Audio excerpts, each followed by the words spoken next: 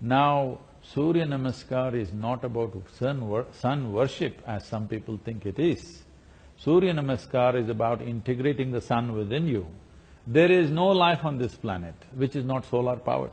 All of us are solar powered, whether it's a plant, animal, insect, bird or human being. Essentially, we are solar powered. If you manage this solar energy within you in a certain way, then you will live a certain quality of life. Surya Namaskar or Surya Kriya, which is a higher level of practice, if you do these practices, you learn to manage your energy well. This is needed for everybody.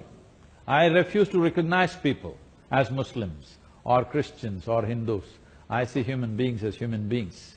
This is a technology for human well-being. Let's understand that much.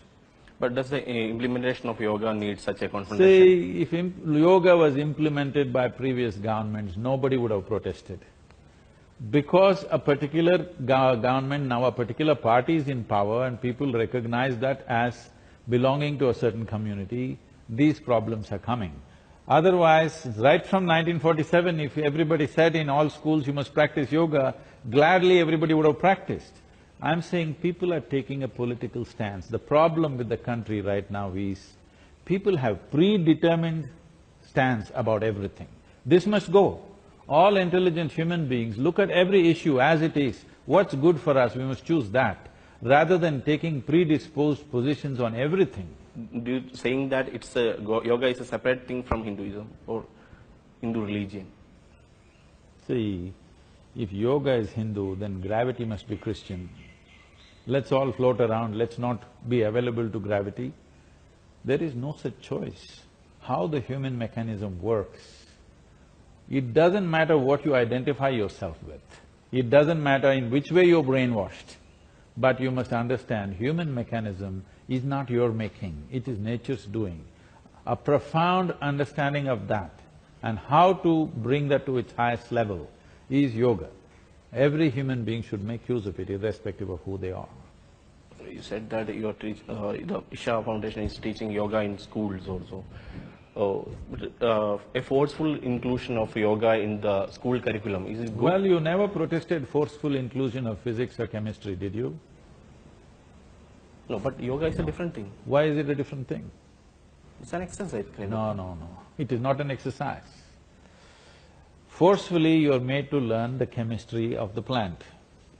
You call it biology. Forcefully, you are made to study the chemistry of a frog by by creating unspeakable cruelty to the frog.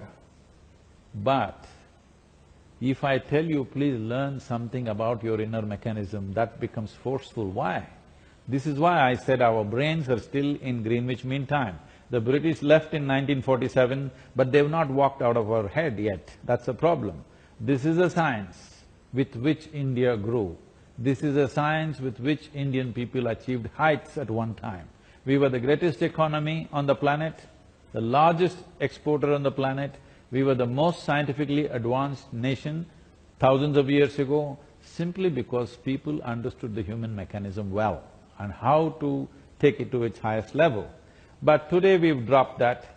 Today we are down below, but it's time to rise. If a nation has to rise, individual human beings have to rise, isn't it?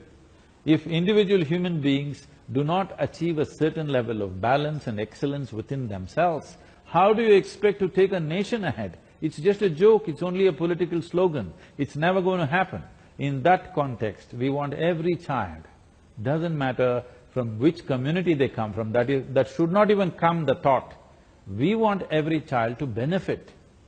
We want every child everywhere in the world to benefit from this, because this is a profound science of inner well-being. But there comes the conflict between individual liberty and faith. Tell me, if you bend your body, will your faith go away? What kind of faith is that? I am not asking you to worship any god. If you breathe, your faith will go away. If you don't breathe, your life will go away. You must know that.